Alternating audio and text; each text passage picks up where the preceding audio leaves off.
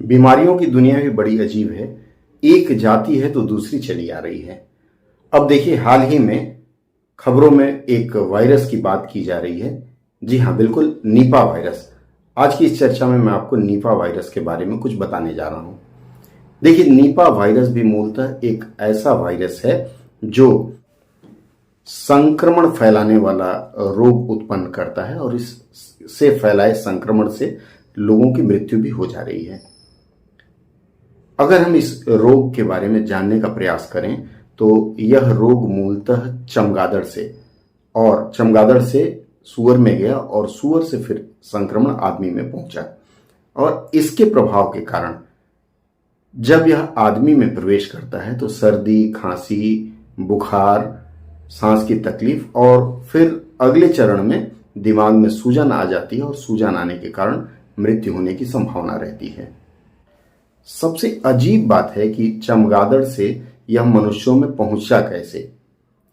देखिए, सीधी सी बात है, चमगादड़ जो बीमार चमगादड़ के मुंह से निकले हुए लार या फिर उसके पेशाब अगर किसी फल में जाएं या किसी भी खाने पीने की वस्तु में जाएं तो वह वस्तु भी संक्रमित हो जाती है और उसके माध्यम से वे जीवाणु अन्य जानवरों तक पहुंचते हैं या फिर मनुष्य तक पहुंच जाते हैं। कई प्रांतों में आप देखेंगे खजूर के पेड़ से यह ताड़ी निकाली जाती है। यह जो ताड़ी होती है, इसका बर्तन खुला होता है, आप मेरे पीछे देख सकते हैं। तो इससे निकलने वाला जो द्रव है उसमें अगर वह चमगादड़ संक्रमित करता है या संक्रमित होकर उसको छूता है, उसको पीता है, तो वह संक्रमित द्रव अगर कोई व्यक्ति पिए तो संक्रमण उसमें भी पहुंचने की संभावना रहती है। इसी प्रकार से यह संक्रमण जब सूअर में पहुंचता है तो सूअर जहां भी रहती है उसके आसपास रह रहे लोगों में संक्रमण फैलने की आशंका बहुत रहती है। हालांकि अमेरिका की जो CDS है, central of drug control society है, उनका यह कहना है कि सिंगापुर, भारत में यह बीमारी अधिक होती है।